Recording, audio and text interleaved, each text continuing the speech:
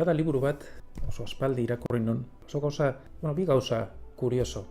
Bat da, nola topatu nuen, inondik ino espero ez nuen liburu batien euskal mitologiaz bestelako datu batzuk, eta kuriositate politia hizkuntzen inguruan. Liburua da, Shibumi, hitz japoniarra da, eta egila ez izenez sinatzen zuen, Trebania, garai hartan mintzat ez zuen adierazi nahi nortzan, eta bere liburuak beti ez izen horrekin agertzen ziren. Shibumi novela horretan, gertatzen da, bai Japonia, zenbait lekutan, eta zati batzuk Euskal Herrian pasatzen die, bat okeres banabil Siberun, besteak Gipuzkoan.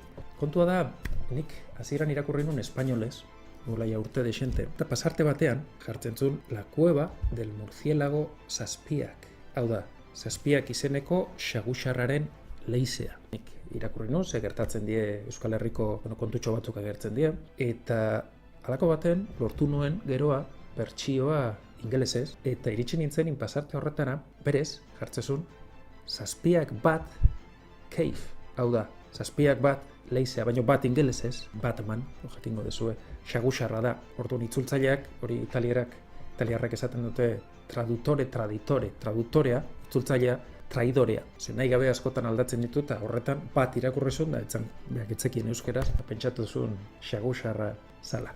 Baina honik bestera ni joan. Han pasarte baten protagonistak okeres banabil hori mendiaren inguruan, hango hartzai batekin edo hitz egiten, hasten dira kontu kontari, eta beak kontatzen die Basanderearen istorioa edo. Nik ordura arte Basanderea neukan oso gutxi entzuna. Basa jauna, bertsio femeninoa edo Basa jaunaren emaztea edo antzeko zerbait.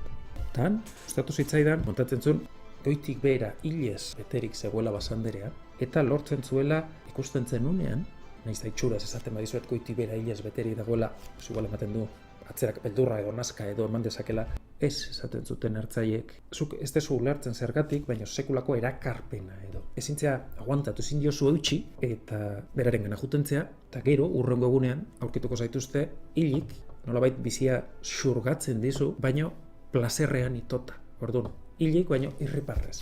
Nik hori gehiago erabili nuen, ipui bat osatu nuen, Deaboraren letaginak liburuan agertzen da horren inguruko ipuia. Ze asko gustatu zaitzaidan, ze ez uste, halako liburu egile horrek askotan aipatzen ditu, beste novela batzuk irakurren iskion, eta askotan aipatzen zituen euskaldunak, eta gaina beti jartzen ditu ondo, nolabait. Beti bihurri, beti pirata xamar, baino ikusten zan asko maite zituela euskaldunak.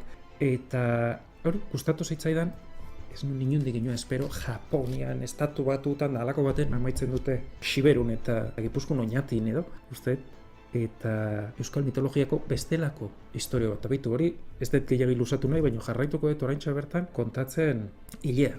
Ze hori ere asko interesatzen zait mitologiak, simboloak, nola lotzen diren historioz historio, eta nola aldatzen den esangura, hileak ze esan nahi duen, Ez dago hemen datu zehazterik, zer iruditzen zaiten esan nahi duela, edo hileak mitoetan eta gure baitako simbologune horietan.